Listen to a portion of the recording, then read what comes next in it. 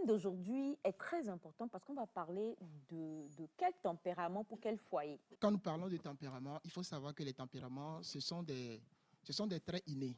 Donc, c'est un ensemble de traits innés qui sont naturels chez l'individu et qui façonnent sa manière de réagir à son environnement, sa manière de réagir avec les autres et sa manière donc d'interagir avec son environnement et la société. Donc, les tempéraments, on les a regroupés en deux grandes catégories que vous venez de citer, notamment les introvertis et les extravertis. Alors, si on prend les introvertis, on a encore deux types de tempéraments regroupés à ce niveau, à savoir les mélancoliques et les flegmatiques. Quand on prend les extravertis, nous avons les sanguins et les colériques. Alors, ça ne veut pas dire que la personne est en colère.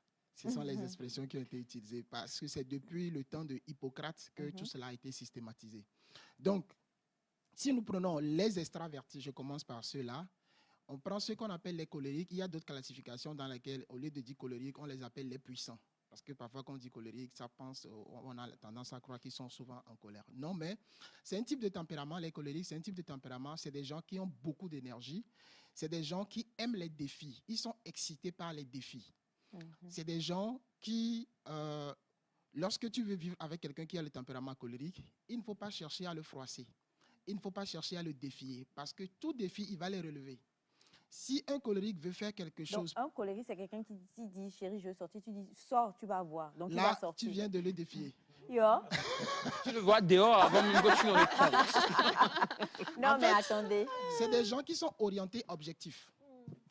Quand ils doivent agir, eux, et ils sont des grands visionnaires. Un vrai colérique, c'est des visionnaires. Il peut être ici, avoir son objectif dans 5 ans, dans 10 ans, et il a un plan. Et donc, dès que lui voit loin comme ça, là, c'est comment faire pour arriver là-bas.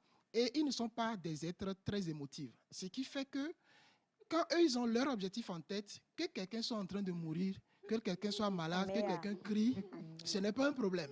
L'objectif doit être atteint. Et souvent, malheureusement, le problème qu'ils ont, c'est que quand ils sont en groupe et que c'est eux, ils sont facilement leaders. Quand c'est eux qui doivent prendre les décisions, ils peuvent aller jusqu'à avoir le trophée, le soulever et s'étonner finalement qu'il n'y a personne qui acclame avec eux. C'est ça. Parce que pour pouvoir arriver là-bas, ils ont brimé tellement de personnes sur le chemin. Mais quand même ce côté-là, je défends mon papa. Non. Madame, vers la fin quand même, non. Quoi? Seulement, ce qu'il faut savoir aussi avec eux, c'est que les colériques, ils ne le font pas dans l'intention de nuire. Non. Ils sont nés comme ça. Ils sont nés comme ça. Parce que pour les tempéraments, c'est des facteurs biologiques et génétiques qui les définissent. Et dès la naissance, déjà, tu es là avec les tempéraments. Donc, tu l'as pas. Ce n'est pas l'environnement qui t'a façonné ainsi. Tu es né comme ça. Donc, et lorsque les colériques, là, ils sont en train d'agir, ils sont remplis de beaucoup d'énergie et de force. Un colérique, tout de suite, quand il veut faire quelque chose et que tu sembles t'opposer, il peut gronder, crier sur toi, mais en fait, ce n'est pas contre toi. Mais tout ce qui a tendance à empêcher l'atteinte de leur objectif les stresse tellement qu'ils vont réagir tout de suite. Tu vas penser que c'est toi le problème, mais quelques temps après, il va parler avec toi comme si de rien n'était. Souvent, ils sont chefs d'entreprise, ils sont des entrepreneurs, ils sont des patrons. Et c'est pour ça que vous allez remarquer que beaucoup se plaignent de leur patron, pensent que le patron est mauvais, que Dieu devait l'enlever, mais Dieu ne l'enlève jamais. Parce que... Tout ce qui fait cette prière à Alpha quand même. Parce que, en fait, lui, contrairement aux sanguins qu'on va voir, sur lesquels je veux venir, qui ont des émotions, lui, il ne viole pas sa conscience en agissant comme ça. Il veut faire quelque chose, et puis c'est toi l'élément central de l'équipe qui est malade. Si c'est à l'hôpital, il va amener le papier pour que tu signes. Claire. C'est-à-dire, lui, ça c'est vrai. Il y en a pire. Jacques Clou, et il y a sa taille. Il ne comprend pas que tu dises que tu es malade si à cause de ça, on ne va pas atteindre l'objectif.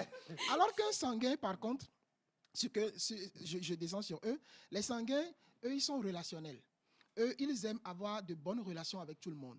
Un sanguin, tout de suite, tu es en relation avec lui. Si tu as tort, il viendra te demander pardon pour que la relation se rétablisse. Parce que lui n'a aucun problème. Si c'est lui qui doit s'abaisser, il s'abaisse. Pour lui, l'essentiel, c'est que la relation soit rétablie entre vous. Il aime être en paix, ne pas froisser quelqu'un, ne pas voir quelqu'un blessé. Vous êtes en équipe, tout de suite, quelqu'un n'est pas venu parce qu'il est souffrant, ou bien il va aller le rendre visite pour demander ou bien l'appeler, qu'est-ce qui ne va pas, pourquoi tu n'es pas venu. Ça, c'est un comportement naturel d'un sanguin. Ce qui fait que Au moment où le colérique, lui, il va venir chez toi à l'hôpital, le sanguin va comprendre que non, la personne ne se sent pas bien, ou bien tu n'es pas venu à l'heure parce que ton enfant est malade, le colérique ne comprendra pas. Mais le sanguin va comprendre que oui, c'est parce que son enfant est malade, ou bien c'est parce qu'il y a eu telle situation. Donc, c'est ça le sanguin. Alors, ça, je viens de... Alors, le sanguin aussi, c'est que c'est des gens qui font des promesses, mais qui oublient vite. Les sanguins ont tendance à vite oublier parce que comme il veut être en paix avec tout le monde, Donc toi, ça, tu es quand il est avec colérique et toi, sanguin. il va te parler bien, il va te promettre des choses. Quand il te quitte, tu oublies. C'est ça les sanguins. Quand ils sont avec toi, ils vivent le 100% avec toi, ils te quittent, ils t'oublient. Donc, ils vivent le présent. Donc, le sanguin, il fait des promesses, il oublie et ils sont superficiels. Ils ne sont pas profonds quand ils sont en relation avec les gens parce qu'ils ne réfléchissent pas beaucoup avant de dire oui. Ils ont tendance à ne pas pouvoir dire non. Maintenant, quand nous allons prendre les introvertis, on a les flegmatiques. Les flegmatiques, c'est des gens qui sont calmes, réservés, qui réfléchissent beaucoup avant d'agir. Et ils ont tendance, souvent, certains signes que les gens observent chez eux, c'est qu'on a tendance à penser qu'ils sont paresseux. Parce que quand ils doivent faire quelque chose, ils sont lents à le faire, même dans leur démarche. Vous allez voir que c'est des gens qui non. Mais c'est naturel chez eux. Ce n'est pas qu'ils le font sciemment pour emmerder les gens. Mais ils ont tendance à être nonchalants. Maintenant, quand tu leur donnes quelque chose, demandes quelque chose à faire, il faut leur donner un deadline et être derrière eux. Ils vont le faire parfaitement. C'est des gens qui n'aiment pas trop le changement. Ce qui fait que les métiers souvent que les flegmatiques font, c'est les techniciens, c'est les comptables. C'est-à-dire, ils ne sont pas dans la conception. Vous concevez comment ça doit se faire et vous lui dites comment ça se fait. Il est capable de répéter la même chose toute sa vie. Ça ne le gêne pas. Donc, eux, ils aiment la stabilité. Ils sont réservés, ils ne parlent pas beaucoup, mais ils sont très... ils réfléchissent beaucoup. Ils peuvent ne pas parler, vous êtes en groupe, et lorsqu'ils parlent, vous serez étonné qu'ils connaissent tout ça là, de vous. Il ne vous le dira pas. C'est que lui, il est là, il vous analyse, il vous connaît tous, mais il ne vous le dira pas. Il est en salle, on pose une question, il a la réponse, il ne répondra pas. C'est les flegmatiques. Maintenant, de l'autre côté, nous avons les mélancoliques. Les mélancoliques...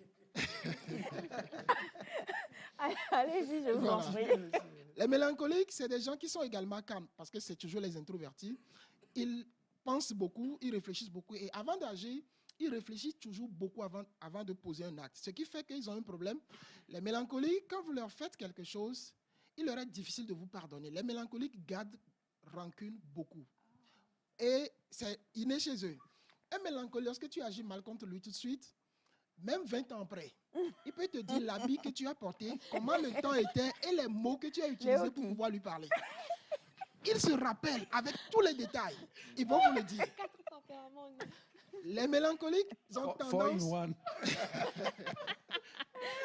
Allez-y, je vous en Alors, prie, monsieur. les mélancoliques ont cette tendance-là à être pessimistes. Ça fait partie des défauts de ce tempérament-là, c'est qu'ils ont tendance à être pessimistes, à voir vite la vie, le futur négativement. C'est ce qui fait que quand vous êtes en relation avec les mélancoliques, il faut faire attention à la manière dont vous leur parlez. Parce que quand vous leur dites quelque chose, ils vont méditer ça, réfléchir au-delà de ce que vous avez dit, dans le sens négatif, bien sûr, pour se rabaisser, en fait. Et penser que... Parce que, comme eux, ils réfléchissent beaucoup avant de parler, ils pensent que tout le monde réfléchit beaucoup avant de parler. Donc, quand tu poses un acte à leur égard, ils se disent que tu as pris ton temps, tu as bien réfléchi avant de poser cet acte. Et c'est pour ça qu'ils ont du mal à pardonner. Alors que les sanguins, on a vu tout de suite, les sanguins, lui, parlent tout le temps. Il dit des choses sans réfléchir. Et donc, les mélancoliques, lui, quand tu es avec lui, il faut vraiment réfléchir. Les mélancoliques n'ont pas beaucoup d'amis. Avoir des amis, mais ils sont loyaux. Si tu fais la cour à une fille mélancolique et elle te dit oui, c'est qu'elle t'a dit oui. Oui. Quelles que soient les circonstances, c'est qu'elle va tenir, elle va garder parce qu'elle t'a dit oui. Ils sont loyaux. Mais pour avoir ce oui-là, puisqu'il doit réfléchir.